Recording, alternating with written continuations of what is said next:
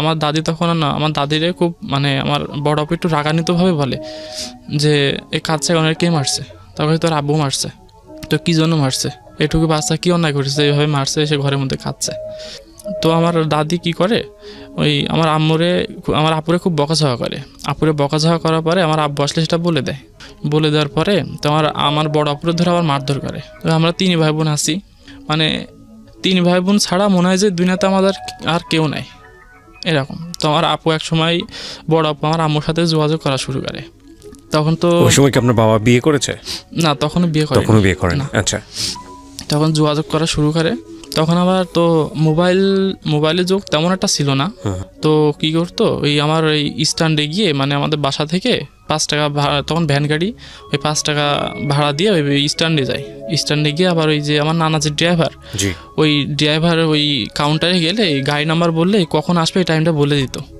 তো বলে দেওয়ার পরে আমার বড় আপু সেই টাইমটা গিয়ে মানে অপেক্ষা করতো এবং খুব মানে গোপনীয়ভাবে ওখানে ওয়েট করতো নানার জন্য। আমার আব্বুরা কিংবা কেউ শুনলি তো আবার খুব টর্চার করবে। তো এরকম করলে একসময় আমার নানাকে একটা চিঠি লিখে আমার নানার কাছে পাঠাই দেয়। আমার নানা পড়াশোনা তেমন জানে না, তো চিঠি লিখে আমার আম্মুর কাছে পাঠাই দেয় যে এরকম কষ্ট হচ্ছে আমাদেরকেও, তো খুব আমরা এখানে থাকতে পারছি না, আমি কী করবো। তো আমার আম্মু আবার ওই চিঠির রিপ্লাই দেয়। ওই চেয়ারম্যানের বাসায় দেখা করে আমার আপু, আমি, আমার মেজো বোন এসে মানে খুবই কান্নাকাটি করে। আমার বড় বোন কান্নাকাটি করার পরে সেদিনও কিছু খাবার নিয়ে আসছিলো, পিঠা বানায় নিয়ে আসছিলো, খাবার নিয়ে আসছিল। তখন নানাদের দিকে আবার খুব পিঠা হতো, শীতের সময় খুব পিঠা হতো, ওই পিঠাগুলো বানায় নিয়ে আসছিলো, খাচ্ছিলাম। খাওয়ার পরে এক সময় ঘন্টাখানিক ওখানে সময় দেওয়ার পরে ওই দিন আর কেউ টের পাইনি। আমার মা আমাদেরকে দেখে চলে গেছে। এরপরে চলে যাওয়ার পরে তো বললো যে এভাবে থাকো, তারপরে আমি দেখি কোনো ব্যবস্থা করতে পারি কিনা। তখন আমার ছোটো বোনটা আমার আম্মুর কাছে, ছোটো বোনটারও নিয়ে আসছিল, ছোটো বোনটারে আমার আপুরা করে নিল। তো তখন হচ্ছে হাঁটা শেখেনি, মানে কোনো রকম আমও হাঁটতে পারে। মানে আপনারা মোটামুটি কয় ভাই বোন তাহলে? আমরা 4 ভাই বোন। ছোট বোনটাকে আপনার মা নিয়ে গিয়েছিল?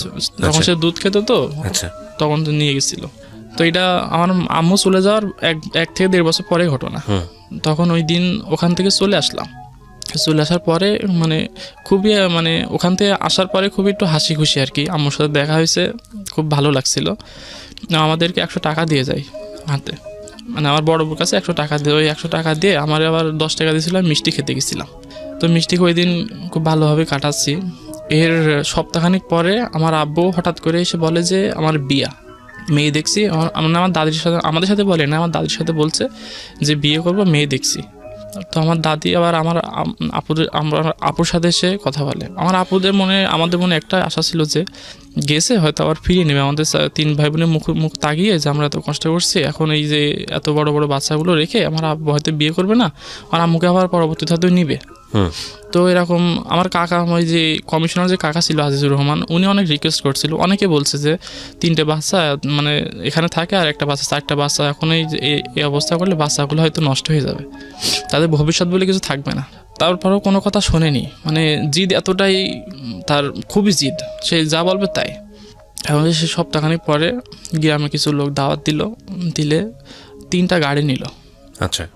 3টা গাড়ি নিয়ে বিয়ে করতে গেল। তখন আমাকে শুধু বললো আমার একটাই ছেলে, আর কোনো বাচ্চা কাচ্চা নাই। ওখানে মিথ্যা কথা বলছে। আপনাকে নিয়ে গিয়েছিল? হ্যাঁ, আমাকে নিয়ে গেছিলো, প্লাস আমার 2 বোনও গেছে। আচ্ছা।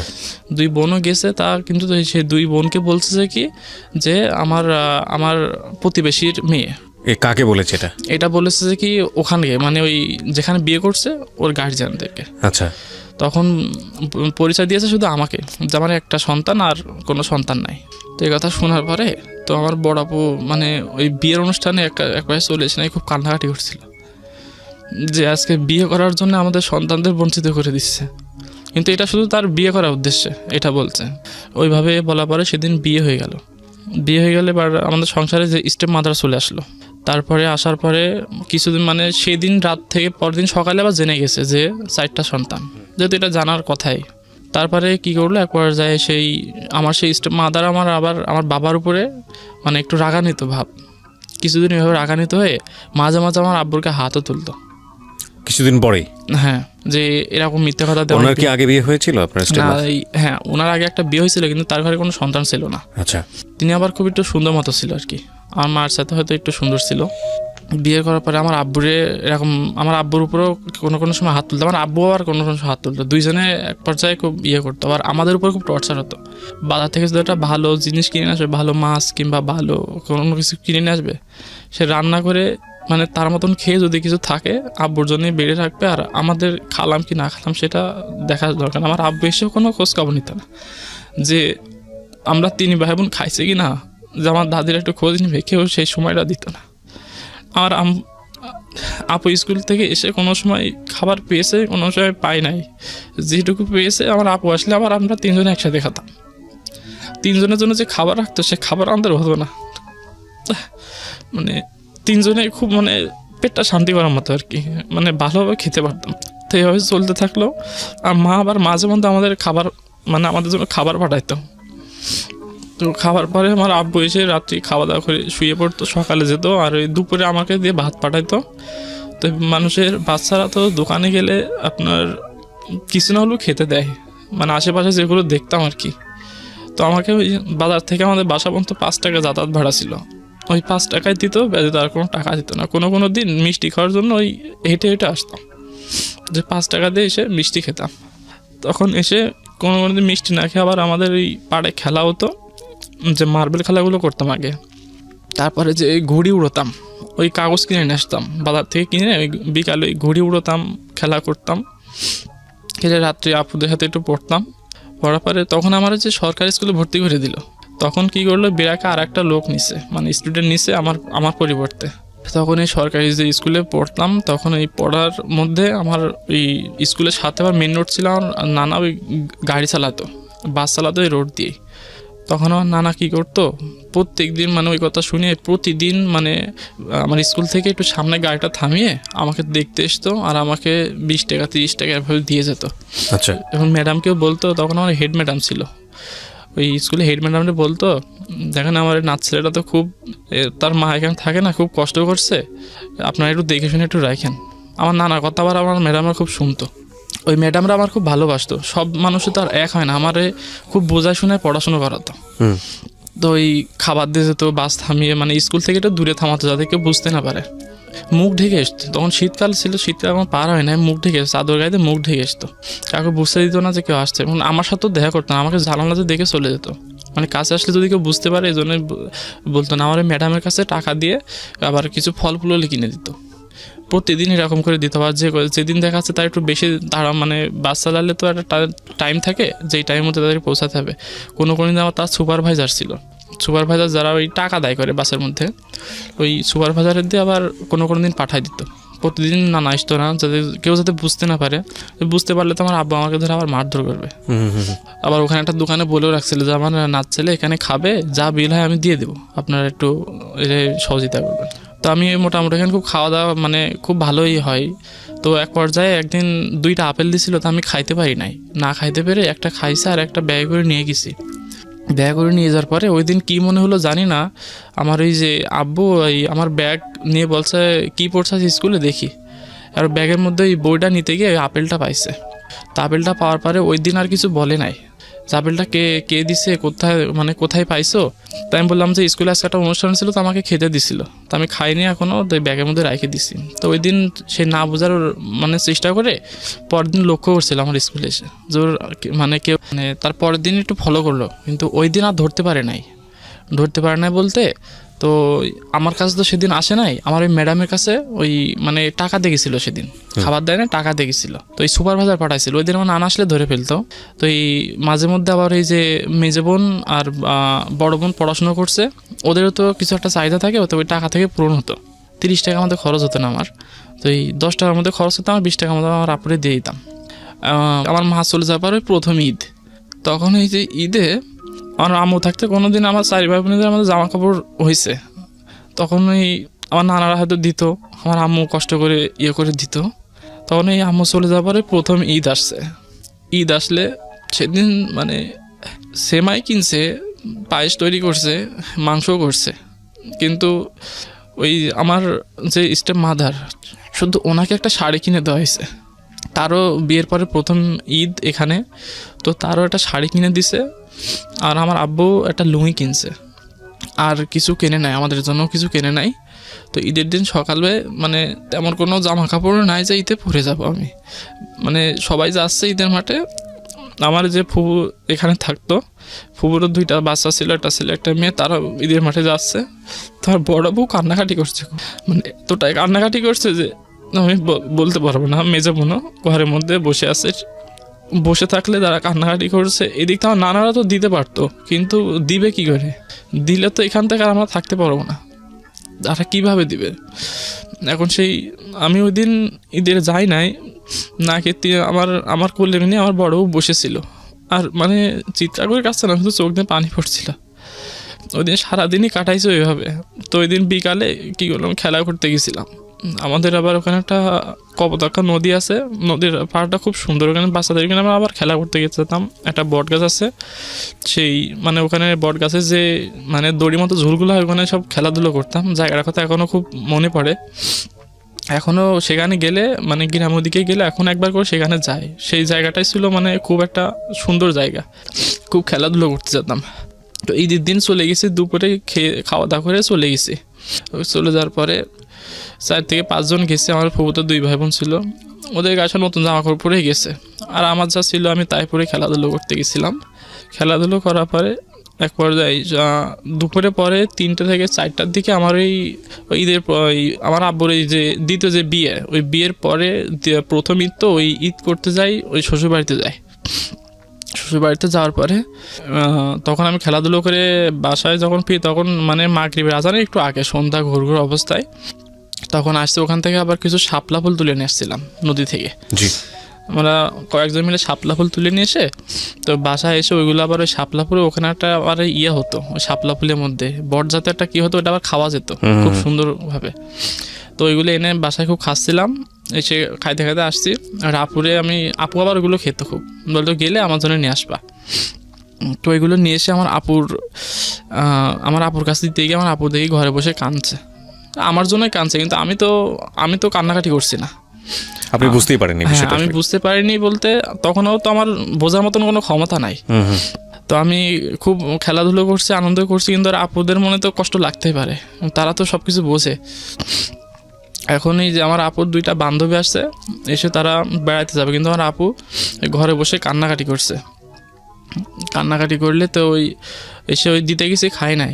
পরে ঈদের 3 থেকে 4 দিন পর, সেটা ছিল রোজার ঈদ, 3 থেকে 4 দিন পরে তো আমার আম্মু মানে 2টা টিফিন বাটিতে করে কিছু মাছ মাংস তারপরে বিরিয়ানি এগুলো রান্না করে নিয়ে আসে। ওই যে আমার আমার আপুর কাছে খবর পাঠায়, কাকে দিয়ে খবর পাঠায়। তো ওই যে মনমতপুর যে কাকুর বাসায় খাইছিলাম, ওই কাকুর বাসায় আমরা খাওয়া দাওয়া করছি। সেই দিনে কিছু টের পাই নাই। মাংস রান্না করছে, ঈদের দিন রান্নাবান্না করছে সব কিছু, কিন্তু রান্নাবান্না করে আমাদের জন্য যেটুকু রাখছে সেটুকু মানে কোনোরকম একজনের খাবার হয়তো ভালোভাবে হবে, সেটুকু আমরা 3 জনই খাইছি। আর কিছু রান্না করে টিফিন বাটিতে করে আমার ওই স্টেপ মাদার ওর মানে ওনার বাসায় নিয়ে গেছে সাথে করে, আর আমাদের জন্য একটু রেখে গেছে। এবং আমার আব্বু একটু মানে খোঁজ নিত না যে তাদের জন্য কী পরিমাণ আছে, তারা কিভাবে চলবে। তো ঈদের কাপড় চোপড় দেয় নাই, আমাদের 3 জনকে 30 টাকা দিছিল, 3 ভাই বোনকে 30 টাকা? হ্যাঁ, আমার আব্বু ওই যাওয়ার সময় তো আমার বড় আপুর কাছে ওটা দিয়ে গেছে, 30 টাকা দিছিল। তো না নিলে তো আবার মারবে, মানে আমার আব্বুর কোনো কথার ওভারটেক করলেই গায়ে হাত তুলতো, না নিলে তো আবার মারবে। তো এই 30 টাকা দেওয়ার পরে ওই 30 টাকা আমার আপু ছিঁড়ে ফেলছিল আমার আব্বু যাওয়ার পরে। তো ওই ছিঁড়ে টাকা পড়ে আছে, তো আমি আপু বলছে আপু ওই টাকাটা কে ছিঁড়ছে এরকম। তো ওই আপু আমার আবার ধমক দিয়ে বলছে যে কি ও শুয়ে না, ফেলাই দাও। আমার আব্বুরা যাওয়ার 3 থেকে 4 দিন পরে আবার ব্যাক করে তো মানে বাসায় তো আমার বাজারঘাটও কিছু নাই যে আমরা মানে খাওয়া দাওয়ার খুব কষ্ট হচ্ছে। ওই যে আমার আপু আবার ওই যে কিছু ওই 10 টাকার ডাল কিনে নিয়ে আসতো, ওই 3 দিনই আমরা 3 দিনে আপনার 9 বার মানে 9 বার তো খেতে হবে, 3 দিনে বলতে আপনার দিন তো 3 বার করে খেতে হবে। তো কী করতো, ওই যে 10 টাকার ডাল কিনে নিয়ে আসতো, 10 টাকার ডাল কিনে নিয়ে ওই ডালটা আবার মানে একদিনই খেতাম।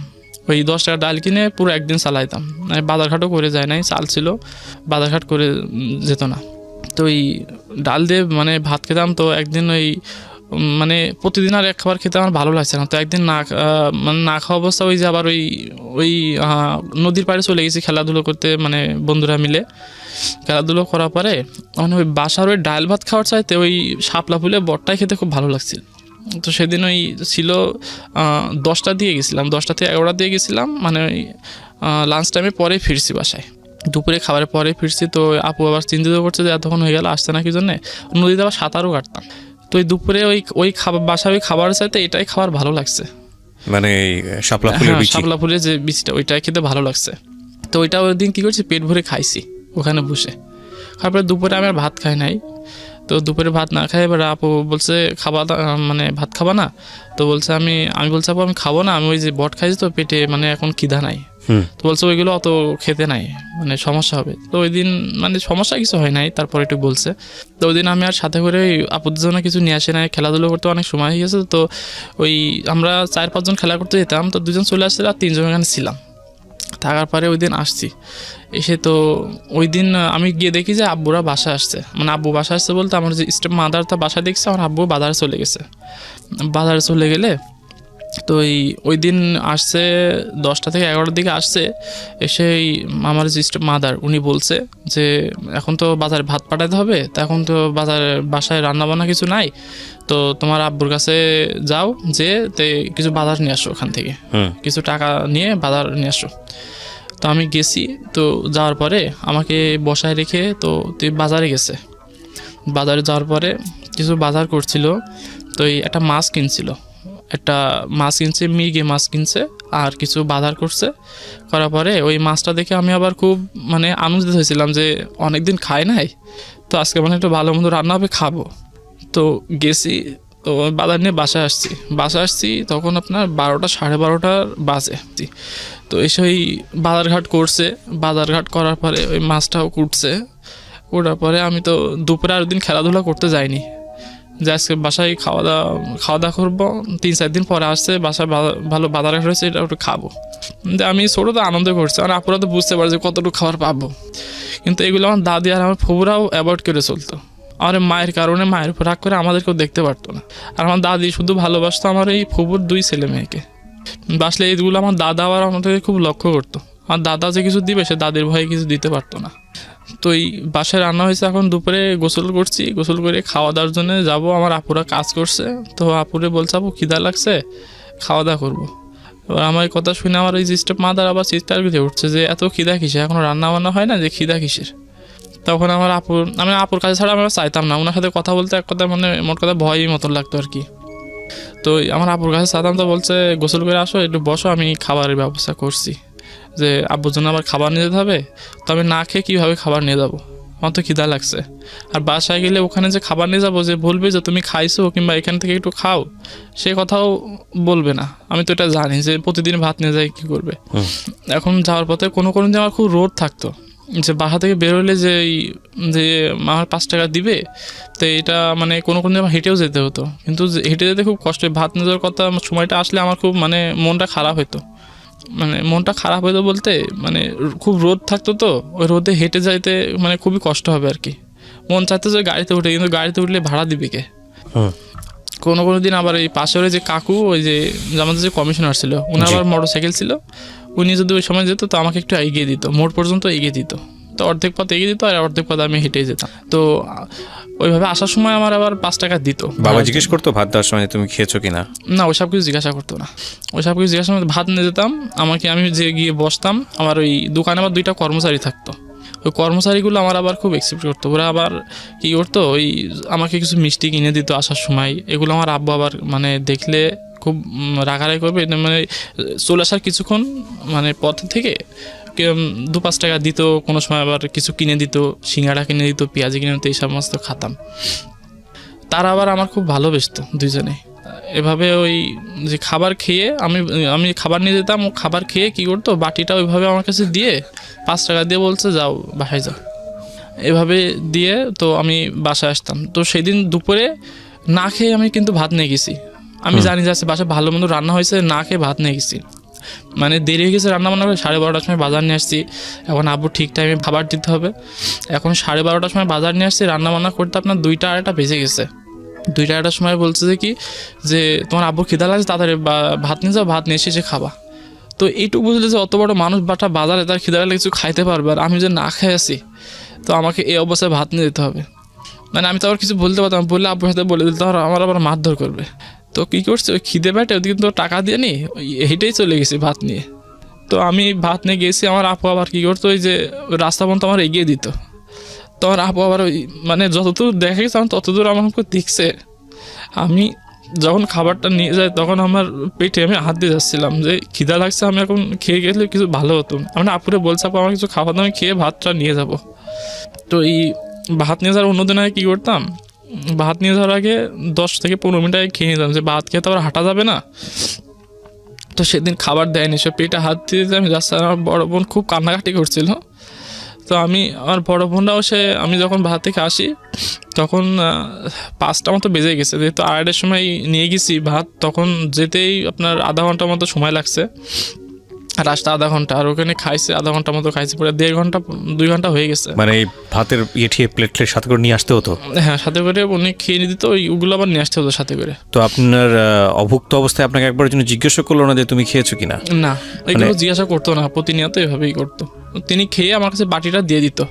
বাটিটা দেওয়ার পরে আমি ওই দিন আসি তখন 5টা 5:30 বাজে, কিন্তু 5 টাকায় দিছে। ওই 5 টাকাতে কী করছি, আমি কিছু খেয়ে নিছি আগে, কিছু খেয়ে নিয়ে, তাই আমি ওই দিন কিছু খেয়ে পরে ওখানে একটা চার দোকানে বসে টিভি দেখছি, আর কিছু খেয়ে 5 টাকাতে একটা রুটি আর একটা কলা খাইছিলাম। তখন জিনিসের দামও কম ছিল।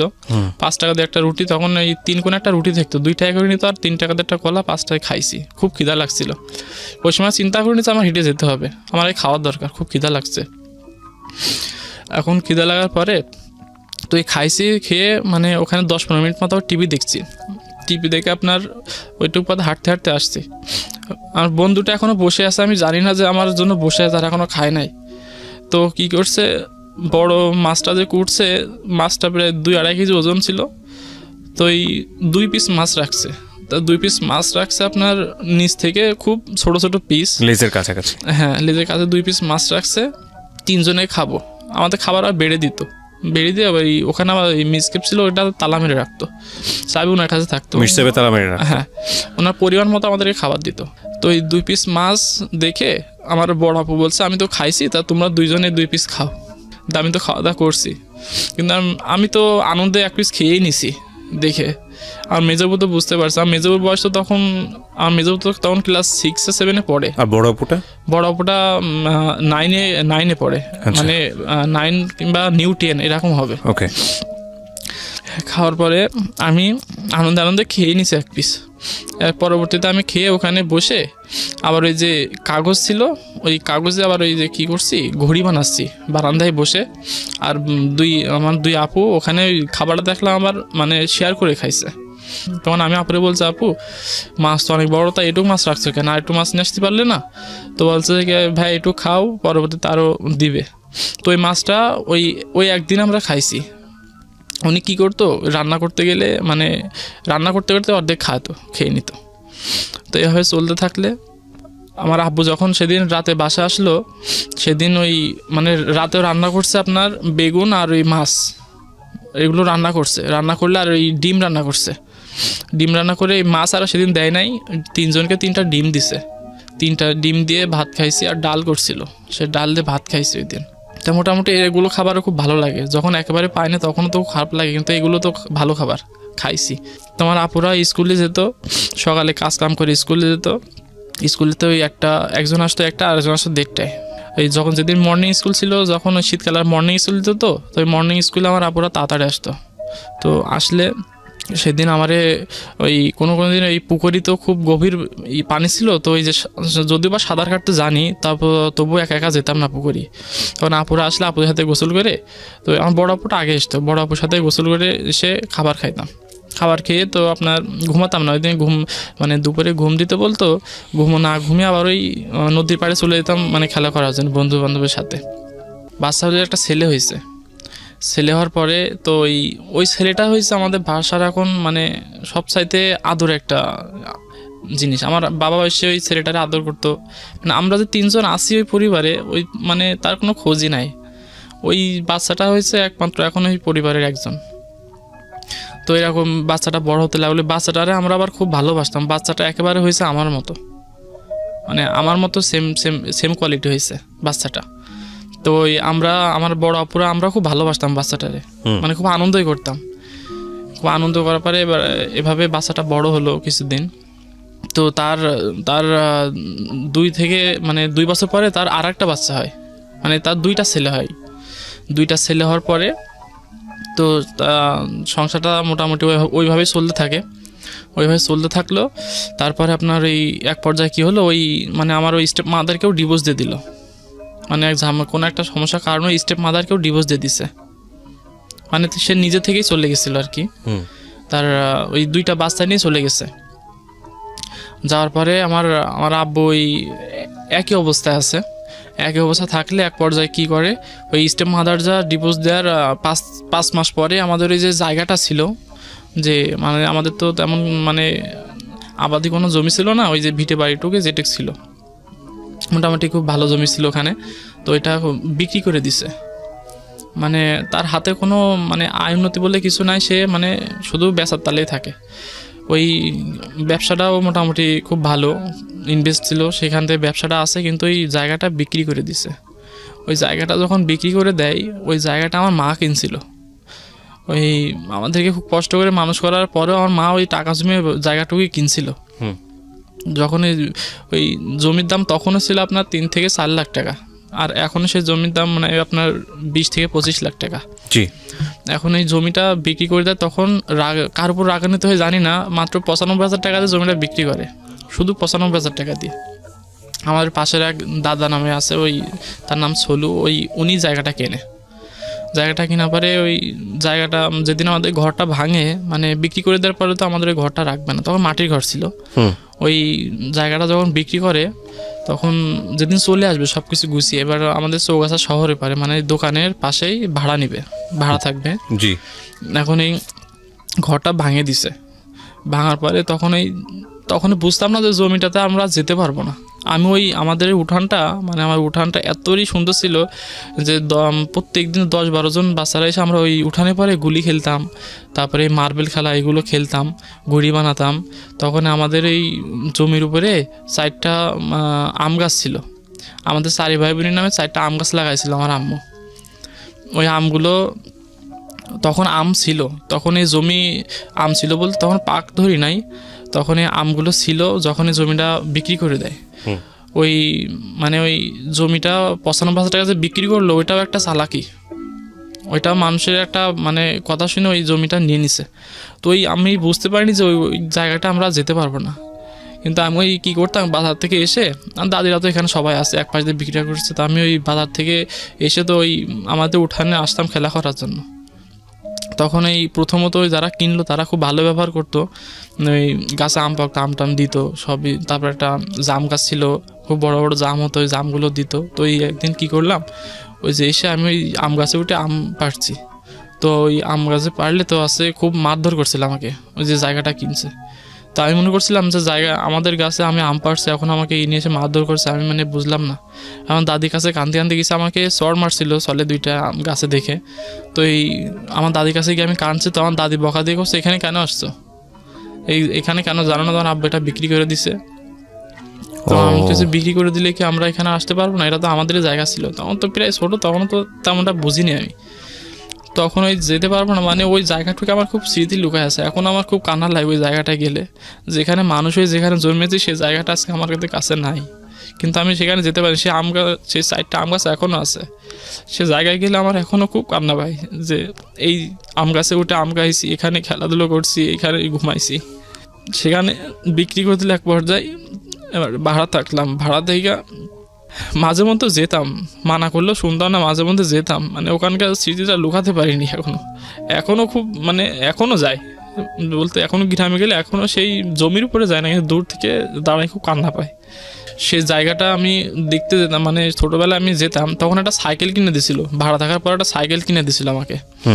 ওই সাইকেল চালিয়ে ওই যে ভাত নিয়ে যেতাম, আর ওই সাইকেল চালিয়ে আমার ওই গ্রামের বাসায় আসতাম। ওই গ্রামের বাসায় আসার পরে সেরকম পরিবেশ আর ছিল না যে আমি ওখানে থাকছি, ওখানে ওই উঠানে বসে খেলা করব। তারপরে উঠানটা এক পর্যায়ে কী করলো যে ওই মাটিটা ওরা খুঁড়ে ওখানে আরও গাছপালা লাগাইছে, তখন ওই পরিবেশটা অন্যরকম হয়ে গেছে। তখন আমি আবার একটা বেল গাছ ছিল, ওই বেল গাছটাও মেরে দিছে। তো আমি তারপর দাদিকে জিজ্ঞেস করতাম, দাদি আমাদের এই গাছগুলো মারছে, এগুলো আব্বু কিছু করবে না? তো বলছে এই গাছগুলো তো বিক্রি করে দিচ্ছে, তোমার আব্বু কী হয় বিক্রি জিনিসটা কি, তখনই তো আমি সেরকম বুঝতাম না। তখন আমি গেতাম প্রায় বকাঝকা করতো, তখন এই জায়গাটা এক পর্যায়ে ঘিরে দিল ওরা, এরিয়া নিয়ে ওইটা ঘিরে দিছে, কাটাওয়ালা গাছ দিয়ে ঘিরে দিছে, তখন আর যেতে পারতাম না। তারপরে ওখানে না যাওয়ার পরে কী করতাম, আমি বিকালে ওই বন্ধুবান্ধবের সাথে আবার ইয়েতে যেতাম, ওই যে খেলাধুলা ওখানে যেতাম। এর মধ্যে যাদের সাথে আমি খেলাধুলো করতাম, তো তাদের মা বাবা আমাকে মানে তাদের সাথে তার ছেলেদের সাথে মিশতে দিত না বলতে যে ওর বাপ নাই, ওর বাপ একটা খারাপ মানুষ, ওর মা খারাপ মানুষ। মায়ের কথাকে খারাপ বলতো না, যে মা নাই এই কথা বলতো, যে বাপ খারাপ মানুষ, মা নাই, ও মানে পরিবেশ জানে না, ও মেয়ে মানুষের সাথে মিশতে জানে না, তারপরে ওর সাথে মিশলে তোমরা খারাপ হয়ে যাবে, এভাবে মিশতে দিত না। এগুলো আমি কানে কানে শুনতাম, শুনে খুব কষ্ট লাগতো যে আস্তে আস্তে ওরা আমার জীবন থেকে মানে সরে গেল, ওই খেলার জীবনটা সরে যায়। তখন আমি কি করতাম, সাইকেল ছিল তো একা একা গিয়ে ওখানে বসতাম, বসে ওই শাপলা ফুল পেরে নিয়ে সাইকেলে একটা প্যাকেট নিয়ে যেতাম, প্যাকেটে করে আবার ওই ওখানে নিয়ে আসতাম, মানে যেখানে ভাড়া থাকি বর্তমানে সেখানে নিয়ে আসতাম। তো তারা আমার সাথে আসতো না, তারা আসতে যেত কিন্তু তার বাবা মারা আমার সাথে মিশতে দিত না। তার বাবা মারা না মিশতে দেওয়ায় সে এক পর্যায়ে যখন ভাড়া থাকলাম তখন আমার বড় আপু এখানে এসে আরও টর্চার মানে বেশি হয় আমার আপুদের উপরে। তখন আর বড় আপু আমার মানে চৌগাছা ভাড়া থাকার 3 থেকে 4 মাস পরে তো আমার আম্মু নিয়ে যাবে, আর বড় আপুরে নিয়ে যাবে, এটা আমার মেজাপুর সাথেও জানাই না, আমাদের সাথে কাউকে জানাই না। যদি আমরা কানাঘাছি করে আমার আব্বু যদি টের পায় তো আমার খুব মারধর করবে। তো নিয়ে যাওয়ার পরে যেদিন যাবে আমার আপু সেদিন বই খাতাগুলো একটা প্যাকেটে পড়ছে। তা আমি বলছি ও প্যাকেটে পড়ছে, এগুলো পড়বা না? তা বলছে এগুলো তো এখন ক্লাস শেষ, এখন পড়া লাগবে না, এগুলো তুলে রাখতে হবে। আসলে বইগুলো খাতাগুলো সে নিয়ে যাবে এই জন্য ভরছে। এখন যেদিন যাবে সেদিন আমাকে মানে সারাদিনে আমার প্রায় কোলে কোলে নিয়ে বেড়াইছে ওই দিনটা। কিন্তু আমি সন্ধ্যায় যখন সন্ধ্যা হয় তখন আমার আপু কী করলো, এই যে 5 টাকার 2টা কয়েল দিল আমাকে, দিয়ে বললো তুমি মিষ্টি খেও, আমি একটু আসতেছি। ওকে। এই যে বই খাতাগুলো জানলার পাশে রাখছে, আমি আর দেখি নাই। তখন যে বাসা ভাড়াতাম গেট ছিল, ওই যে লোয়ার গেট পাঁচিল পার হয়ে উপরে উঠে তো আপনার ওই জানলা দিয়ে হয়তো বইগুলো নেওয়ার আমি দেখি নাই। তখন এই যে গেট দিয়ে বেরোলে হয়তো ওই সামনে থেকেও দেখবে সন্ধ্যার দিকে যে কই যাচ্ছে, এই জন্য মানে পাঁচিল টপকাই গেছে। পাঁচিলের পাশে একটা জামরুল গাছ ছিল, প্রায় উঠতে আমি গেছি, ওই জন্যই উঠছে। তো এবার ওই বই খাতাগুলো নিয়ে সে চলে গেছে। ওই দিন সন্ধ্যায় মানে রাত 8টা বেজে গেছে, তাও আপু আসে নাই। সন্ধ্যা টাউনের এলাকা, মেয়ে মানুষ তো বেশি রাত পর্যন্ত বাইরে থাকলে আবার এগুলো ভয় লাগে। তো মেজাবু জানে না যে বিষয়টা কি হয়েছে। তো না জানার পরে ওই আমার বড় আপু একসময় চলে গেল। তো যেদিন চলে গেল সেদিন আমি মানে না পেয়ে মায়ের মধ্যে খোঁজ করতাম, কিন্তু আর বড় আপু সবসময় আদর করতো, তো এই জন্য তখন বুঝতে পারতাম না, মা মাঝে মাঝে দেখতে আসতো। এরপরে বড় আপু চলে যাওয়ার পরে আমি যখন রাত্রে ঘুমানো যায় তখনও বড় আপু নাই, 3 জন একসাথে ঘুমাতাম। আর আমার আব্বু থাকতো অন্য রুমে, 3টা রুম নেওয়া ছিল সেখানে, একটা রুম খালিই থাকতো, আর একটা রুমে আমরা 3 জন ঘুমাতাম, আর একটা রুমে আর আব্বু। তখন এই বড় আপু সেদিন নাই। এখন আমার মেজাপু আমার ধরে কান্নাকাটি করছে। তখন আমার বড় আপু চলে যাওয়ার পরে সংসারটা চাপ আসে আমার মেজাপুর উপরে। মির্জাপুর উপরে আসলো। তো আমার আব্বু যখন বাসায় আসতো তখন রাত 9টা 10টা 10:30 11টাও বাজতো। তখন যখন আসে তখন লাকি বলে ডাক দেয়, গিয়ে লাকি বলে ডাক দিলে তখন গেটের সামনে মানে তখন কলিং বেল ছিল না, এমনি গেটের ভিতর থেকে লক করে দেওয়া হতো। তো গেটে শব্দ করলে আমার মেজাপু গিয়ে গেটটা খুলে দেওয়ার পরে তো আমার বড়াপুরে খোঁজ করে যে লাকি কোথায়। এখন খাবার খাইতে হবে। এখন আমার মেজাপু কান্না করে বলছে যে আমি তো ভিতরে বসে আছি। মেজাপু কান্না করে বলছে বড়াপুর মানে সন্ধ্যায় গেছে আর মানে পাচ্ছে না, মানে আসেনি খুঁজে। আর আব্বু বুঝতে পারছে নিশ্চয় হয়তো চলে গেছে আমার আম্মুর কাছে। দিয়ে যখন মেজাপুর কথা বলছে যে আসবে না, আসেনি, তখন আমি এই কথাটা শুনে আমি হাওয়া করে কান্না করছি। কান্না করার পরে আর মেজাপুরে কী করছে, ওই পাশে একটা লাঠি ছিল, লাঠি না মেজাপুরে খুব মারধর করছে যে সে কই গেছে বলতে পারিস না, তোদের কে আছে, বাসায় কেন থাকিস, সব বেরিয়ে যা, আমি একা থাকবো বাসায়। তো একবার শোনার পরে আমার মির্জাপুরে খুব মারধর করলো। মারধর করার পরে মির্জাপু মানে কোনো রকম হাঁটতে চলে আসলো আপনার রুমে। আর আমার আব্বু নিজের মতো নিজে খেয়ে ওইভাবে শুয়ে পড়লো। আর আমরা ওই দিন না খেয়ে শুয়েছিলাম। আমার মির্জাপু কাঁদতে কাঁদতে খাইনি, আর আমিও খাইনি। আমার আব্বু ওই দিন সকালে চলে গেলে মেজবু মানে এতই মারধর করছিল যে হাঁটতে তার একটু সমস্যা ছিল, ওই দিন আর স্কুলে যায়নি। স্কুলে না গিয়ে পরের দিন স্কুলে গেছে গিয়ে আমি এখন বাসায় একা হয়ে গেছি। এখন আমি ওই যে আমার স্কুলে একটু দূর হয়ে গেছে ওই গ্রাম থেকে চলে আসার পরে, দূরে গেলে আমি ওই সাইকেল চালিয়ে স্কুলে যেতাম। স্কুলে গেলে তো ওই সাইকেল চালিয়ে যখন স্কুলে যেতাম তখন মানে ক্লাস থ্রিতে উঠেছি। গেলাম, মেজবু ওই আসতো ওই 1:30টার সময় স্কুল থেকে ফিরতো, তখন 1:30টার সময় এসে এখন রান্না বান্না করতো ওই টাইমে। এখন আমার স্কুল থেকে এসে খিদা লেগে যেত, আর খিদা লেগে গেলে এখন এই মাঝে মধ্যে সাইকেল নিয়ে ওই স্কুল থেকে ডাইরেক্ট আমি আব্বুর কাছে চলে যেতাম। গিয়ে কিছু টাকা পয়সা চাইলেও মাঝে মধ্যে দিত না। দিয়ে এবার ওই খাবারও সমস্যা হয়ে গেল, খাবার মানে ঠিক টাইমে তো আর খাবার পাচ্ছে না। এখন খাবার না সমস্যা হয়ে যাওয়ার পর এক পর্যায়ে আমার মেজবুরি বলে তোমার আর স্কুলে পড়া লাগবে না, তুমি বাসায় এখন থাকো। তো এই কথা শুনে তো আমার মেজবু খুব কান্নাকাটি করে যে আমি এখন বাসায় থেকে তখন আমি পড়াশুনো করবো না, এখন বাসায় কাজ কাম কীভাবে কী করবো। এভাবে চলতে থাকার পরে তারপরে তখন আমার আব্বু এক সময় বললো যে আমার মেজো বোনকে পড়াশোনা করাবে না, বাসায় রাখবে আর কি। কোন ক্লাসে থাকা অবস্থা এটা মানে আমার বোন তখন নিউটেনে। আচ্ছা, আর বড় বোন তো চলে গেছে? হ্যাঁ, বড় বোন চলে গেছে। বড় বোন যেদিন গেছে সেদিনও খুব হৃদয় বিদারক ঘটনা। সেদিন কি আপনি জানতেন না যে চলে যাচ্ছে? না চলে যাচ্ছে এটা আমি জানতাম না। সেদিন মানে তখন সেদিন সে একটা কথা বলছিল, ভাইয়া ভালোভাবে পড়াশোনা করো। কথাটা এখনো মনে পড়ে। বলছে ভালোভাবে পড়াশোনা করো, আর মেজবু থাকছে, মেজবুর কাছে পড়াশোনা যা করো তা অ্যান্সার দিও, এভাবে মেজবুনকে বলছে। মানে মেজবুন তখন পাশে ছিল না, মেজবুনটা তো এভাবে বললে সে বুঝে যাবে যে হয়তো সে চলে যাবে কিংবা কিছু করবে। তখন মেজো বোন খুব কান্নাকাটি করে যখন বড় বোন চলে যায়, কারণ ওই বড় বোনটাই ছিল আমাদের একমাত্র গার্জিয়ান, মায়ের মতো বলা যেতে পারে। তো হ্যাঁ, আপনাদেরকে মেজো বোনকে লেখাপড়া করা বন্ধ করে দিতে বললো, তারপর মেজো বোন দিয়ে পড়াশোনা বন্ধ করে, তখন মেজবু বললো যে না পড়াশোনা বন্ধ করবো না। এইভাবে তরতরি করে একবার যায় মেজো বোনের মারধর করা শুরু করলো। মারধর করার পরও তারপর মেজবু স্কুলে যায়, শোনে না, তারপরে স্কুলে যাই। কোনো এরপরে বড় বোন চলে যাওয়ার পরে কোনো দিন আমি ভাত নিয়ে যেতাম না, আমার আব্বু হোটেলেও খেয়ে নিত, যে রান্না হচ্ছে না বাসায় হোটেলে যাবার আমরা খেতাম। মেজবু যখন স্কুল থেকে আসতো তখন খাইতে তো 4টে 4:30 বেজে যেত, যে ওইটা আমি স্কুলে আসবে রান্না বান্না করবে তারপরে যে খাবো। ওই যেহেতু সে বাজারে খেতো না, বাসার রান্না করা খেত না, তবে বাজার ঘাটও তেমনটা করতো না।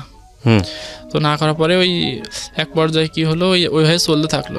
এখন আমার মেজবুরে খাবার মানে কাপড় চোপড় দিত না, সে তো মেয়ে মানুষ, সে কাপড় চোপড় দিত না, তারপরে বিভিন্ন রকমের টর্চার এগুলো। তারপরে আমার মা এক সময় মানে মেজবুনরে নিয়ে চলে যাবে, এরকম একটা কথাবার্তা। এর মধ্যে বড় বোন গিয়ে আবার বড় বোনরে আবার ওখানে কলেজে ভর্তি করাইছে, করে আবার একটা ক্লিনিকে চাকরি দিছে। ক্লিনিকে চাকরি দেওয়ার সে 3500 টাকা বেতন পায় তখন, ওই ক্লিনিকে যে চাকরি দিছে। তখন আমার নানাদেরও তো অবস্থা তেমনটা ভালো তা নাই। এখন ওই চাকরি দিছে, চাকরি দিয়ে আমার এই ছোটো বোনটা তখন হাঁটতে পারে, স্কুলে দেয় না, হাঁটতে পারে।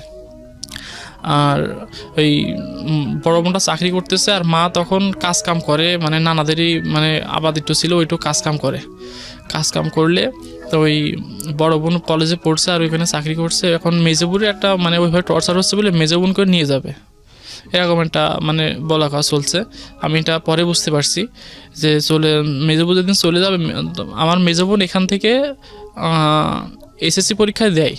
এসএসসি পরীক্ষা দেওয়ার পরে যেদিন মেজবুরি নিয়ে যাবে, মেজবু সে একই কাজ করলো, যে আমাকে ওই দিন রেখে ওই আমাদের সাথে আবার ভাড়া দেখতে আন্টির কাছে রেখে তো চলে গেল। তো আমি সেদিন মেজবু আমাকে কিছু বলে নাই, ওইভাবেই চলে গেছে, বই খাতা নিয়ে চুরি করে ওইভাবে চলে গেছে। যার পর এখন তো আমি একা হয়ে গেছি, এখন আমার পড়াশুনো করার কোনো লোক নাই, তারপরে আমি যে কি খাবো কি করব সেই ইয়েটাও নাই। কী করতাম এক পর্যায়ে আমি তখন এই যে বন্ধু বান্ধবের সাথে যে খেলাধুলো করতাম তাদের সাথে মিশতে পারতাম না, তাদের বাসায় যে ডাকতে যেতাম খেলাধুলো করার জন্য, তার মারা ভুগতো যে আমি একটা খারাপ ছেলে, খারাপ মানুষের ছেলে, এই জন্য আমাকে মিশতে দিত না তাদের সাথে। এখন আমি খুব একা হয়ে যেতাম, বাজারে যে আব্বুর সাথে বসবো সময় কাটাবো, সেই সময় মানে তাও হতো না, তার দোকানের সাথে থাকতে দিত না, মানে সামনে পরে রাখতে দিত না, এরকম অবস্থা। তো মেজবু চলে যাওয়ার পরে আমি খুব একা হয়ে যাই। এখন আমার খাওয়া দাওয়ারও খুব সমস্যা। তখন আমার মাঝে মধ্যে মানে মেজবোন যেদিন চলে গেল, ফার্স্ট টাইমে আমার মা আর আমার মেজবোন আমার বড় বোন আমাকে দেখতে আসে। দেখতে আসলে আমার তখন একটা জিদ হয়ে যায় যে আমাকে সবাই ছেড়ে চলে গেল, তারা কী জন্য আমাকে দেখতে আসে। প্রথম ওই দিন যেদিন দেখতে সেদিন আমার কাকি ওই যে ভাড়া থাকতো কাকিদের রুমে বসে আমি টিভি দেখছিলাম, তখন সাদা কালো টিভি ছিল, ওই টিভি দেখছিলাম, দেখে তারা আসছে, এসে একজন কিন্তু খবর পাঠাচ্ছে, তো আমি যাচ্ছি না, না গিয়ে সাইকেল নিয়ে আমি চলে গেছি অন্যদিকে। তো সেদিন তারা চলে যায়, আমি রাগ করে তাদের সামনে যাইনি, যেহেতু তারা আমার মানে একটা মানে মনে রাখছিল যে তারা আমার চলে গেছে। আমি আবার কী করতাম, মানে একা থাকতে পারতাম না, একা থাকতে পারতাম না বলে রাতে মানে অন্ধকার হলে আমার খুব ভয় করতো, মানে আমি এখনও পর্যন্ত আমি থাকতে পারি না রাতে অন্ধকারে। তো সেই সময় চলে যাওয়ার পরে আমি মানে আমার উপরে মানে একটা মানসিক একটা মানে চাপ সৃষ্টি হয়ে যায়, মানসিক চাপ সৃষ্টি হয়ে যায় বলে আমি একা কী করবো কি মানে কিছু বুঝতে পারতাম না।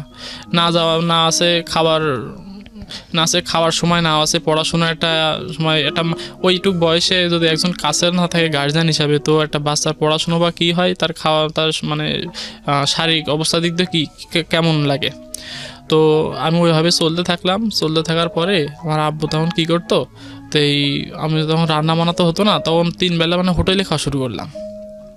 একবার যা হোটেলে খাওয়া শুরু করলাম, তো হোটেলে খাবার খেতে ভালো, এর মধ্যে আর মারা দেখতে আসতো, এর মধ্যে খাবার খেতাম, মারা নিয়ে আসলে খাবার খেতাম, কিন্তু ওই যে মেজো বোনটা চলে যাওয়ার পর থেকে আমি আর ওদের সাথে মানে কোনো মিলামেশা করতে চাইতাম না, মানে মনে খুব কষ্ট লাগতো যে আমাকে একা ফিরে সবাই চলে গেল কী জন্য।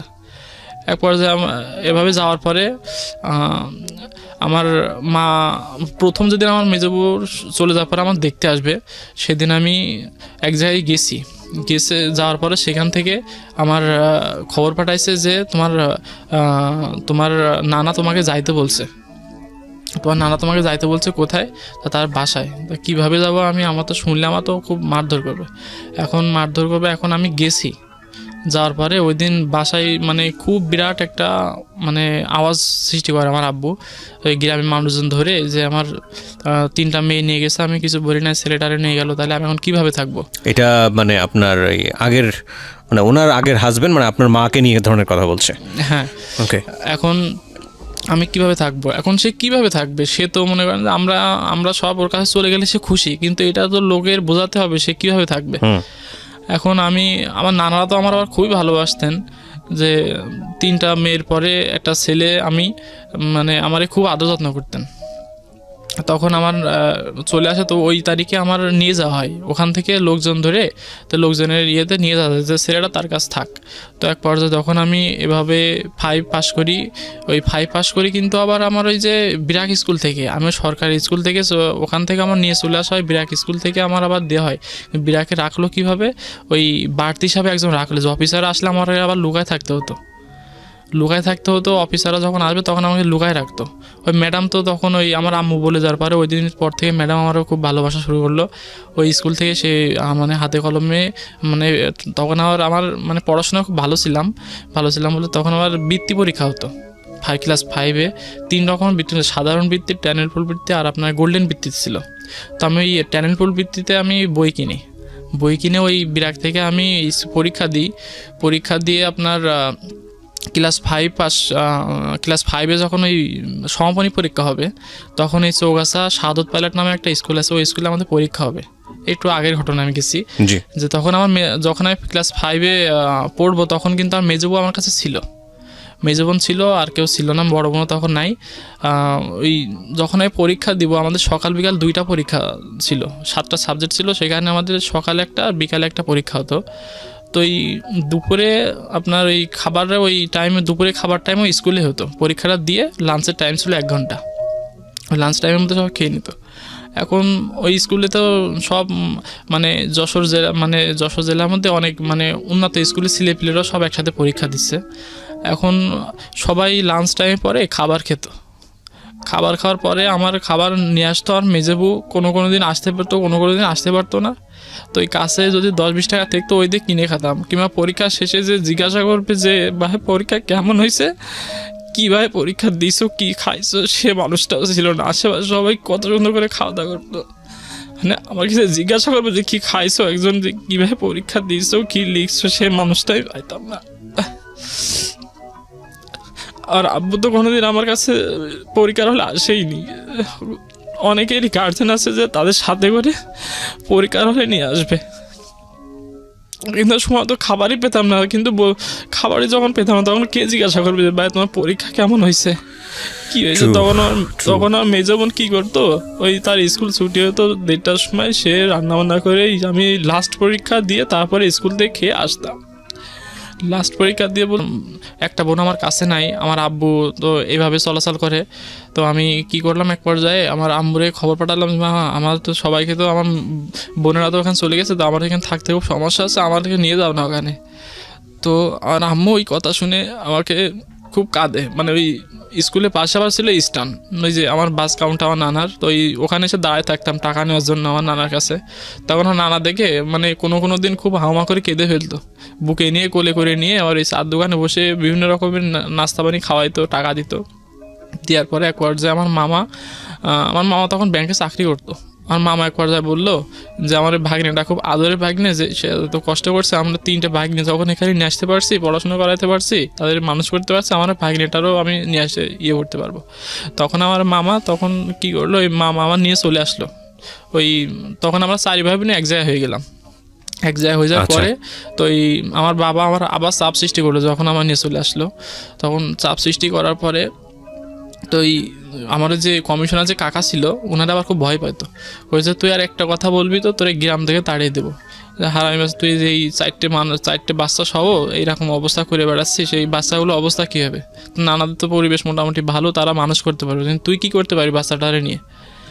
এখন এক পর্যায়ে ওইভাবে থাকলো যে আমরা 4 ভাই বোন চলে গেছি, তা আমার বাবার মনে কিন্তু কোনো কষ্ট নাই, তারা আর ভালো হয়েছে, সে এখন একা হয়ে গেছে। এভাবে থাকলে তখন নানাদের পরিবেশ ভালো, কিন্তু যে তাদের অবস্থাটা ততটা ভালো উন্নতি তাও নয়, কিন্তু তারা খুব মায়া মমতাশীল ছিল, যে আমরা এই যে এতিম হয়ে গেছে এখন আমাদের 4টে ভাই বোন, বড় বোনটারে তখন ওই ক্লিনিকে চাকরির বছরখানি পরে তার বিয়ে হয়ে যায় বলতে আমার সে বোনাই বা আছে মানে বিদেশ থেকে আসে, তার আমার বড় বোনের বিয়ের সম্বন্ধ আসে, তখন বিয়ে হয়ে যায়, তখন বড় বোনটা চলে যায়, তখন সংসার একটু অভাবের মধ্যে চলে আসে। তখন আমার বড় বউ কী করতো, মাঝে মধ্যে আমার মায়ের আবার কিছু টাকা পয়সা দিত, আর বোনাইটা আবার খুব ভালো লোক ছিলেন, উনি আবার কিছু টাকা পয়সা দিত, যেহেতু এখন মেজো বোনটা পড়াশোনা করছে, ছোটো বোনটাও তখন ক্লাস অনেক ভর্তি করায় আর কি, কিংবা তার এই স্কুলে দেবে এরকম একটা ভাব। তখন আমি ক্লাস 6-এ পড়ি, তখন যখন আমি আসি স্কুলে, তখন আমার ওই স্কুলে আমাকে মানে যে হাই স্কুলে মাদের এখানে ভর্তি করবে, ওই হাই স্কুলে আমাকে নিচ্ছিল না বলতে আমার এই মানে পরিবারের এই ব্যাকগ্রাউন্ড ভেবে নিচ্ছিল না যে হেড টিচার। তো ওখানে যে অ্যাডিশনাল যে টিচারটা ছিলেন তার নাম লিয়াকত আলী স্যারকে আমি এখনও খুব মিস করি, আমার পাশেই বাসা আর কি, সে এখন রিটায়ার্ড হয়ে গেছে, সে নিজে হাতে আমার দায়িত্ব নিয়ে আমার স্কুলে ভর্তি করায়। ওই স্যারটা আমাকে পুরো বাবার মতো মানুষ করে, স্কুল হলেও তো একটা টিচারের মতো, কিন্তু না, সে আমাকে খুব মানে একটা বাবার স্নেহ দিয়ে ওই স্কুলে আমাকে ভর্তি করায়, এবং তার ওই ভর্তি করায় আমি তার মানে একেবারে তার কাছের লোক হয়ে যায় একটা। সেই স্কুল ছাড়াও আমাকে খোঁজ নিত যে কী পড়াশোনা কেমন চলছে, কী বৃত্তান্ত, খুবই তাকে আমি এখনও ভুলি নাই। এরকম জীবনে মানে কিছু মানুষ পেয়েছি, তাদের কথা আমি এখনও খুব ভাবি, যে ওই স্কুলে পড়লাম, ওইভাবে পড়তে তো ওই স্কুল থেকে আমি ম্যাট্রিক পরীক্ষা দিয়েছি। আমাদের স্কুলের নাম ছিল মুক্তিনগর শহীদ সরণি মাধ্যমিক বিদ্যালয়। তো ওই স্কুল থেকে আমি এসএসসি পরীক্ষা দিয়েছি 2014 সালে। 2014 সালে আমি এসএসসি পরীক্ষা দিয়েছি। তো এর মধ্যে আমার মেজো বোন কলেজে পড়তে আমার মেজো বোন আমার দেখতে খুব সুন্দর ছিল। সুন্দর থাকলে আমার মেজো বোন আবার বিয়ে হয়ে যায়। বিয়ে হওয়ার পরে তো আমরা এখন 2 ভাই বোন আছি। তো এভাবে আমরা 2 বোন পার হয়ে যাই। আমরা আসি, আমি আর আমার ছোটো বোন। এর মধ্যে আবার কি হতো, ওই নানিদের যে ঘরটা আগে ছিল, ঘরটা খুব ছোটো ছিল বলতে চলাচলও খুব কষ্ট হতো, যে ছোটো ছিল। আমরা 13 জন তখন আমার নানিদের বাসার সদস্য। 13 জন সদস্য বলতে আমার ছোটো খালা ছিল, ছোটো খালা বিয়ে দিয়েছিল আমার আব্বু শয়তানি করে একটা মানে অন্যর হাতে তুলে দিয়েছিল। দেওয়ার পরে তো ওই 2টা বাচ্চা হয়। তারপরে আমার ওই খালু চলে যায় বিদেশে, আর খালাদের খোঁজ নেয় না। 2টা বাচ্চা সহ খালাও থাকে, প্লাস আমরা তখন 5 জন ছিলাম। যখন আর বোনেদের বিয়ে হয়নি, 5 জন, আমার নানি, নানা আর মামা আর বুড়ো মা ছিল। আমি যেদিন চলে আসি এখানে আমার নানিদের এখানে, তখন তার কয়েক মাস পরে আমার মামা আমার বিয়ে করে।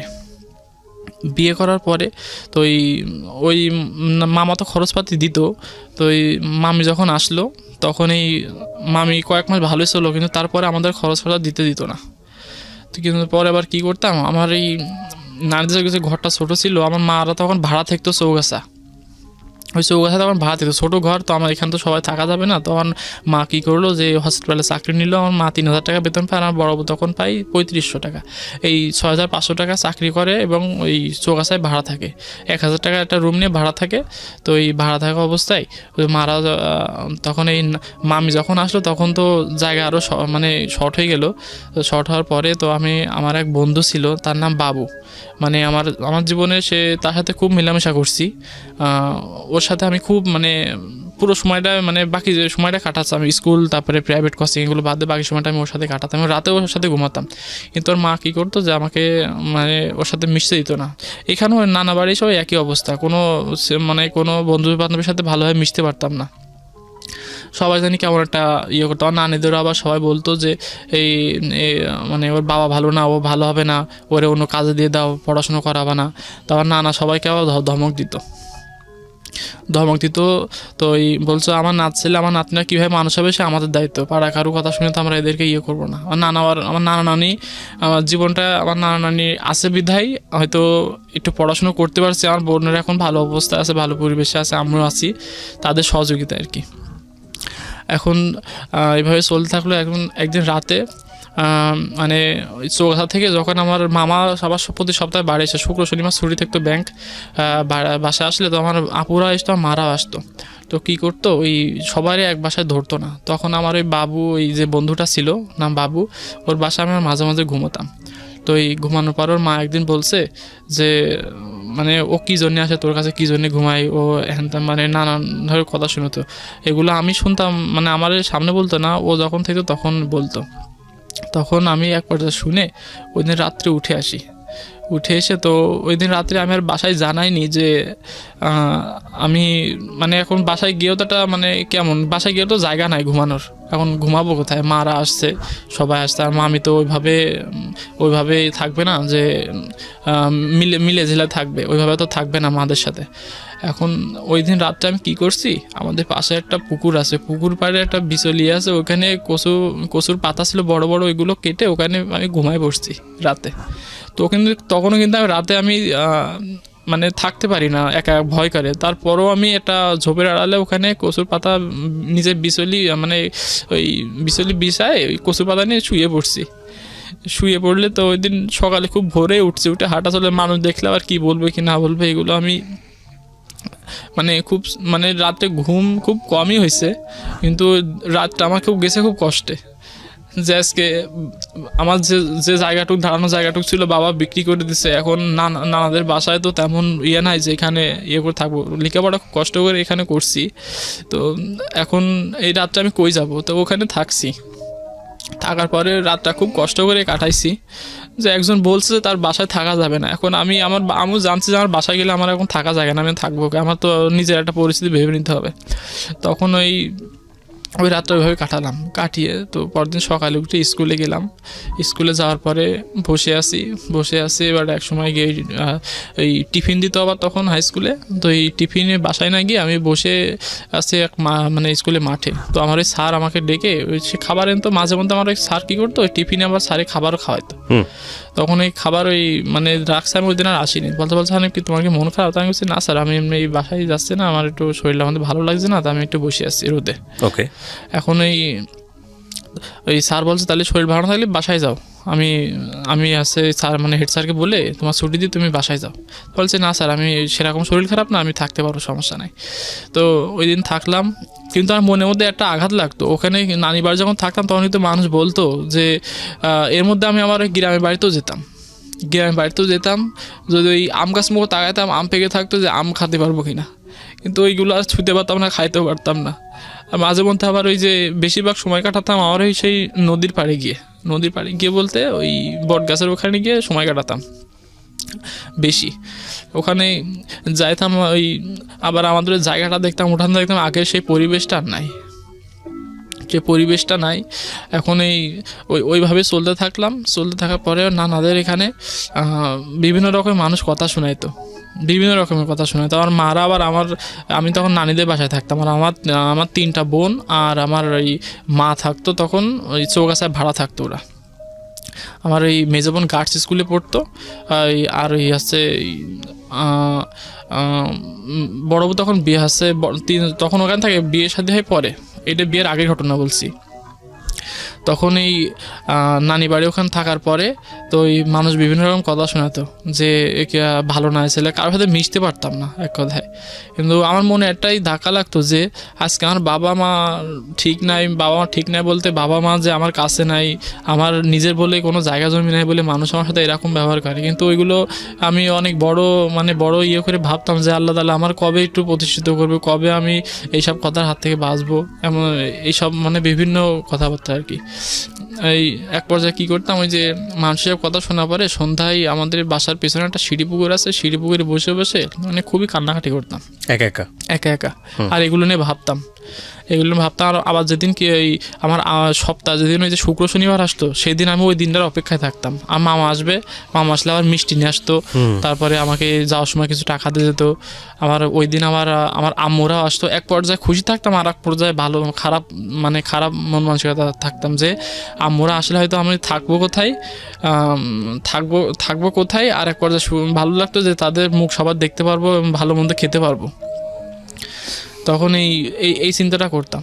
কিন্তু ওই দিন আমি কিন্তু যখন আমার আম্মুরা আসতো তখন এখন আমি গেছি একা পরীক্ষা দিতে গেলে যে প্রথম যে ওই যে আপনার মানে পরীক্ষা, এখন তো পরীক্ষা হয় আপনার এই সিট নাম্বার দেখে সবার গার্জিয়ান আসছে। এখন আমার ওই স্যার আমাকে নিয়ে গেছে সাথে করে, আমার যে লেখক স্যার, উনি আমার সব কিছু দেখায় দুকে আসছে। ওনার কাছ থেকে আমি যেটুকু শিক্ষা পেয়েছি, তো আমার আর কোনো শিক্ষার দরকার নাই। আমার যে বাবা মার কোনো শিক্ষা আমি পাইনি, তা আমি মানুষের সম্মান করতে জানি কিনা এটা আমি জানি না, কিন্তু আমি আমার ওই স্যারের কাছ থেকে যে শিক্ষাটুকু পেয়েছি, তা আমি মনে করি শিক্ষাটুকু আমার সারা জীবন কাজে লাগবে ওইটুকু সময়ের মধ্যে। এখন তার এভাবে এসএসসি পরীক্ষা দিলাম। এসএসসি পরীক্ষা দেওয়ার পরে আমার আবার কী হলো, এর মধ্যে আমার মেজো বোন যে বিয়ে করছিল, সে আবার মানে একটু নষ্ট টাইপের ছেলে ছিল বলতে নিশা দ্রব্য করতো। তবে মেজো বোনরা আমার খুব মারধর করার পরে একবার যে আমি আমার মেজো বোনরে তখন আমি যখন এসএসসি পরীক্ষা দেওয়ার আগে কিন্তু আমি একটু কাজকাম করি, মানুষের খেতে কাজকাম করি, তারপরে মানে বিভিন্ন খেতে কাজকাম করি, কিছু টাকা পয়সা নিজের খরচটা নিজে আর কি তুলতে পারি। তখন এক পর্যায়ে আমার মেজো বোনের এরকম মারধর করার পরে তো আমার মেজো বোনরা আমি নিয়ে চলে আসি। তারপরে আপনার ওই যে এসএসসি পরীক্ষা আমি খুব ভালোভাবে দিলাম, তো রেজাল্টও মোটামুটি আসলো ভালো। তারপরে আসার পরে কি করলাম, ওই যে আর মা তখন আর কাম করতে পারে না। তারপরে ওই যে আমি এসএসসি পরীক্ষার পরে আমার এক ভাই আছে, ওই যে আমার ওই বাবা বাড়ি গ্রামের ওখানে এক ভাই আছে, তার নাম ইমরান। তার একটা মাছের আউট ছিল, পাইকারি যে মাছের আউটগুলো থাকে, ওই আউট ছিল। সেখানে নিয়ে গিয়ে আমাকে একটা চাকরি দেয় ম্যানেজারের, এসএসসি পরীক্ষার পরে এটা। তো আমাকে সে চাকরি দেয়, সে মানে খাতা কলমে লেখালেখি কাজ এগুলো দেয়। সে আমাকে 3,000 টাকা বেতন দেয়। 3,000 টাকা বেতন তার ওখানে বছরখানিক করার পরে ওখান থেকে পরিচিত হয়ে আমার দাদা, মানে আমার ভাইয়ের দাদার সাথে যে দাদা, আমার ওই দাদার সাথে ওই দাদা ছিল আবার ওই মনমতো ইউনিয়নের চেয়ারম্যানের সাথে পরিচিত হয়। উনি আমার খুব ভালোবাসে, খুব ভালোভাবে ইয়ে করে, যেহেতু আমার পরিবারের ব্যাকগ্রাউন্ড জেনে তারা আমারই খুব মানে ভালো একটা মানে এক্সপেক্ট করে। এখন তারপরে ওই যে দাদার সাথে পরিচিত হয়ে ওই দাদা একদিন আমার ওই যে এমপি স্যারের কাছে নিয়ে গিয়ে তো বললো যে ছেলেটা এরকম অবস্থা, তার পরিবার এরকম, তা আমি তো এখানে বছরখানি রাখছি, তার সংসার তো এখন বড়, তার বোনের বিয়ে হয়েছে, তার বোনের এখন তার বাসা আসে, তার মনে একটা আপ্যায়ন বলে একটা কথা আছে, তার তো এখন মানে এই অবস্থা, তার মানে জায়গা জমি বলেও কিছু নাই, সে খুবই খারাপ অবস্থা, এক কথা বলা যায় সে এতিম।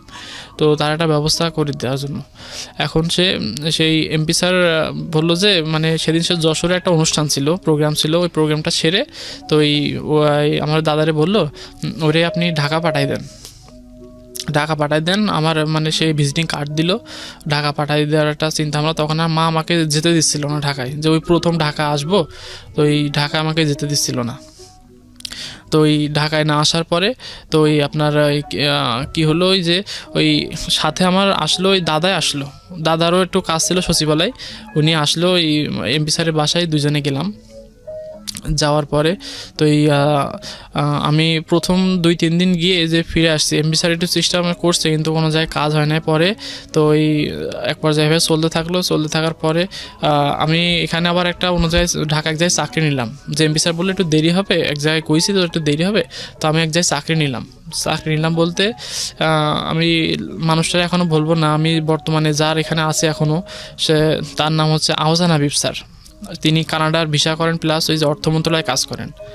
এখন তার ওখানে একটা চাকরি দিল তার অফিসে প্রায় এখানে এসে আমি আবার পড়াশোনা আমি বন্ধ করি নাই, পড়াশোনার বন্ধ না, এর মধ্যে আমার 2 বছর গ্যাপ গেছিলো, আর পারিবারিক অবস্থার জন্য 2 বছর গ্যাপ গেছিলো। গ্যাপ যাওয়ার পরে আমি পড়াশোনা করতে পারি না। তবে যখন আহসান হাবিব স্যারের অফিসে যখন আমি কাজ নিলাম, তখন সে আমাকে বই কিনে দিল, তারপরে পড়াশুনো যাবতীয় পরীক্ষা সুযোগ সুবিধা যা লাগে সমস্ত সব কিছু, থাকা খাওয়া মিলে সব কিছু দিত। সে আমাকে প্রতি বৃহস্পতিবারে যাওয়ার আগে আমাকে টাকা দিত, খাওয়ার টাকা, আর বেতনও দিত। সে বেতন দিত আমাকে 6,000 টাকা।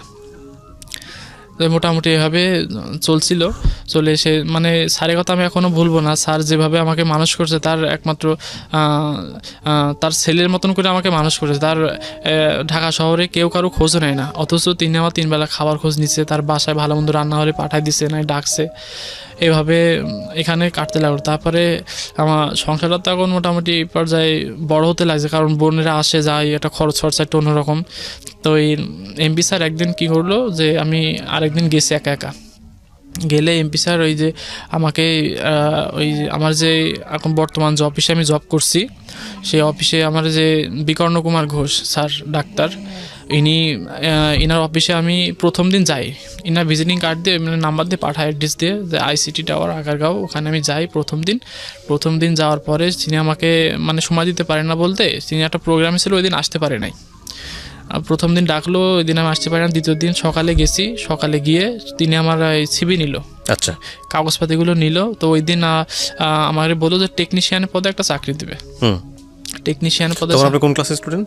তখন আমি ইন্টারমিডিয়েট আর সেকেন্ড ইয়ারে। ওই দিন আসলাম, এসে স্যার সিবি নিয়ে বললো যে আমার একটা টেকনিশিয়ানের লোক লাগবে, তো আমার তো এখন তাহলে আমি তোমার টেকনিশিয়ানের লোক নিলে তো ইন্টারমিডিয়েট পাস লাগবে, রাইট। তো তখন আমি স্যার বললো যে স্যার, আমি বললাম স্যার আপনি যে কোনো একটা কাজ দেন আমাকে, আমার তো এই মুহূর্তে কাজটা খুবই দরকার। তো এই স্যারের ওই কথা স্যার শুনে স্যার বললো যে কি ঠিক আছে, আমি দেখবা না কি করা যায়। আচ্ছা, উনি কি ছিলেন আরেকবার যদি বলেন, এই স্যারটা কে ছিলেন? স্যার উনি হচ্ছে এখন জয়েন্ট সেক্রেটারি আইসিটি ডিভিশনের জয়েন্ট সেক্রেটারি। নাম কি ভদ্রলোকের? ডাক্তার বিকর্ণ কুমার ঘোষ। ওকে, লাগে বাকি এখন কোনো পদবি খালি নাই, তো তোমার তো সার্টিফিকেট অনুযায়ী মিলছে না, তখন আমি কি করতে পারি? তো আমি বললাম স্যার আপনি দেখেন আমার একটা চাকরি খুবই দরকার, আমার পরীক্ষার ব্যাকগ্রাউন্ড তখন আমি স্যারের কিছু জানাই নাই, যে আমি শুধু একটা কথা বলছি স্যার চাকরিটা আমার খুব দরকার। তো বললো ঠিক আছে আমি একটু দেখবো, আজকে তুমি আজকে আসো, আমি পরবর্তী তোমাকে খোঁজ দিব। মানে তারপরে স্যার আমাকে একটা কফি দিল, আমি কফি খেয়ে তখন অফিস থেকে বেরিয়ে যাওয়ার পরে তার 2 দিন পরে আমি সকালে ঘুম থেকে উঠে আমি নাস্তা করতে গেছি আমাদের আমি যে বাসায় থাকি মোহাম্মদপুর সূচনা কমিউনিটি সেন্টারের পাশে, আমি রুচিতা রেস্টুরেন্টে নাস্তা করছি। নাস্তা করলে সেখানে আমি একটা রুটি নিছি আর 10 টাকার ভাজি নিয়ে আমি খাওয়ার পরে ওই যে খাচ্ছি, ওই টাইমে আমার ওই স্যার আমাকে ফোন দিয়ে আমি স্যারের নাম্বার দেখে মানে খুব খুশি হয়েছিলাম যে স্যার আমাকে ফোন দিচ্ছে, হয়তো নিশ্চয় একটা কাজের ব্যবস্থা করবে। এখন আমি ওই মানে খাইতে মানে খাওয়ার অর্ধেক প্রায় ওই অবস্থা আমাকে ফোন দেওয়ার পরে স্যার বললো যে কি তুমি যেদিন আমি ফোন দিল তার পরদিন সকালে আমাকে অফিসে যেতে বলছে, তার সহকারী হিসাবে আমাকে জয়েন দিবে এই কথা বলার পরে বলছে পরদিন তুমি অফিসে আসবা, তোমার এভাবে একটা কাজ আমি দিচ্ছি। তো দেওয়ার পরে তো আমি ওই খুশিতে তো মনে ওখানে একটা রুটির জায়গায় আমি আর একটা মানে রুটিনে একটু মাংস নিছি, মানে খুব খুশি লাগছিল তখন যে আমি খুবই খুশি হয়েছি আর কি, যে পরের দিন সকালে আমি খুব সকাল ঘুম থেকে উঠছি। এখন আনন্দে গুছিয়ে আমি স্যারের কাছে গেছি। এখন স্যারের কাছে গেলে সে আমাকে ওই দিনই জয়েন দিয়ে দেয়। কত সালের দিকে এটা? এটা আমার 2017 সালের 20শে ডিসেম্বর ওকে, তারপর? জয়েন্ট ডে দেয়। এখন তারপরে আমি কাজ ভালোভাবে করছি। অফিসটা দেখে আমার এত পছন্দ হয় যে আমার মনে হয় যে আমার জীবনে এর সাথে আর বেশি কিছু পাওয়ার নাই, মানে চাওয়ারও নাই। আমি এখন মানে আপনি ঢাকা শহরের কথা বলছেন? হ্যাঁ। অফিসটা কোথায়? অফিসটা আইসিটি, আগারগাঁও, ঢাকা। জি। এখন আমি অফিসে ওই দিন খুব খুশিতে আমি দিনটা কাটাচ্ছি, কাজ কাম করছি স্যারের সাথে। এখন কাজ কাম করলে আমি ওই দিন আপনার ওই অফিসটা দেখে আমার এতই ভালো লাগে, এতই সুন্দর পরিবেশ, মনোরম পরিবেশ একটা অফিস, এর আগে আমি কোথাও দেখি নাই। তো এই অফিসটা জব করছি, জব করতে করতে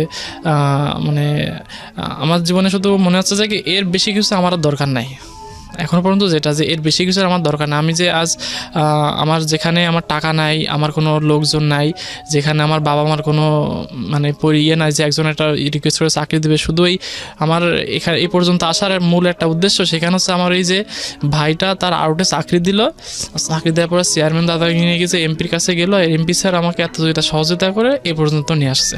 এমপিটাকে? এমপি অ্যাডভোকেট মনির ইসলাম, সংসদ সদস্য 2 আসন, যশোর 2 আসন। জি। স্যারকে আমি কোনোদিনও ভুলবো না। স্যার আমার জন্য যেটা করেছে অনেক করছে স্যার। আর আমি মনে করি যে আমাদের যে বর্তমান এমপি, তিনি যদি আমাদের এই 2 আসনে যদি মনে করেন যে সারা জীবনও থাকে, তো মানুষের মনে আপত্তি হবে না যে তিনি এমপি থেকে বরখাস্ত হয়ে যাক। এত মানুষের সাথে এত ভালোভাবে সে মিশে। উই লাইক এই ধরনের অ্যাপ্রিসিয়েশন তো সাধারণ মানুষের কাছ থেকে পাওয়া একটা রাজনীতিবিদদের জন্য প্রয়োজন এবং অনেক বড় সার্টিফিকেট আমি মনে করি। আচ্ছা, সেটা ঠিক আছে, কিন্তু তার আগে আপনার জীবন গল্পে আমি আরেকটু ফিরে আসতে চাই। একটা হচ্ছে যে অবর্ণনীয় জীবন, সেটার খুব অল্প সময়েই আপনি কিছুটা হলেও আমাদেরকে বলেছেন, কিন্তু তার আগে আপনি আমাকে আরেকটা বিষয় বলেন। আপনি যখন জবে জয়েন করলেন তখন তো আপনার ইন্টারমিডিয়েট কমপ্লিট হয়নি না? তো তার মানে আপনি কি এখন পড়াশোনা ছেড়ে দিয়েছেন না পড়ছেন? মাঝে ওই চাকরিতে ঢাকা আসার 1 বছর আমার গ্যাপ যায়। 1 বছর গ্যাপ যায় বলতে আমি তখন এই অফিসে চাকরি করার আগে আমি 1 বছর পড়তে পারি টাকা পয়সার জন্য। তবে এখানে আসার পরে আমি আবার অ্যাডমিশন নিই। এখন আমি বর্তমানে আপনার সেকেন্ড ইয়ারে আসি, আপনার ওই ইন্টারমিডিয়েট ইয়েতে আসি আমি। এবার পরীক্ষার্থী রানি। পরীক্ষা মানে কোথা থেকে পরীক্ষা দিচ্ছেন আপনি? আমি যশোরে পরীক্ষা দিব। যশোরে পরীক্ষা দেবেন? তো খুব ভালো। আপনার মান্থলি এখন ইনকাম কত? আমার ইনকাম এখন 22,000 টাকা। 20-22 হাজার টাকা। 20-22 হাজার টাকা ও বেসিক 8,250। আচ্ছা। আর টোটালে আমার 20,100। এটা কি গভর্নমেন্ট জব? হ্যাঁ, গভর্নমেন্ট জব। মাশাআল্লাহ। So this is amazing. এই অর্থে বলছি যে এই ছেলেটার যে অবর্ণনীয় শৈশব, সৃষ্টিকর্তা ওর দিকে মুখ তুলে তাকিয়েছে এবং ও অনেক ভালো একটা জায়গাতে এখন আছে। গল্পটা এখানে শেষ হয়েই যাচ্ছে বলতে হবে আমাদের, কিন্তু রেশটা যেন কোথায় থেকে যায়। আমি একটু যদি জানতে চাই যে আপনি তখন আপনার মাকে সঙ্গে করে আছেন? জি, মাকে আর আমার ছোটো বোনটাকে নিয়ে আমি সঙ্গে করে আসি। ছোটো বোনটা এখন ইন্টারমিডিয়েট ফার্স্ট ইয়ারে পড়তেছে। আমি চাই যে আমার মনে এখন একটাই উদ্দেশ্য যে আমি যে টাকা এখন ইনকাম করি তা আমার আমি খুব ভালো পর্যায়ে আছি, আল্লাহর রহমতে খুব ভালো পর্যায়ে আছি। আমি 10-এর মধ্যে চলতে পারি, 10-এর মধ্যে করতে পারি। আর আমার ছোটো বোনটাকে আমি যেহেতু 2টা বোন পার হয়ে গেছে, তাদের হয়তো সংসারে কিছু দেওয়া ছাড়া কিছু করতে পারবো না, কিন্তু আমার একটা এখন মূল উদ্দেশ্য হচ্ছে মাকে ভালোভাবে দেখব। আর আমার ছোটো বোনটাকে আমি আমার মনের মতন করে মানুষ করবো, যাতে তার জীবনে আর কোনো দুঃখের ছায়া না আসে। শুধু তার জীবনেই না, যে আমার আমি যে লাইফে যে কষ্টটুকু আমি পেয়েছি আমার বোনেরা পেয়েছে, তা আমি আপনার এই প্রিয় শ্রোতাদের কাছে আমি একটা উদ্দেশ্য করে একটা কথা বলবো যে আপনারা যদি সংসার বাঁধেন, সে সংসারকে যাতে এমনভাবে বাঁধবেন যাতে একটা বাচ্চার কোনো ক্ষতি না হয়। যে আপনাদের সংসারে বিচ্ছেদ হলো আপনাদের দুজনের কারণে হলো, সেই প্রভাবটা তার বাচ্চাদের উপরে আসবে। সেই একটা বাচ্চা কখন তার মা বাবার স্নেহ থেকে বঞ্চিত হবে, কখন তার পড়াশুনো করার একটা আসবে, সেই সময়টা যাতে তার মা বাবার সে পাশে পায়।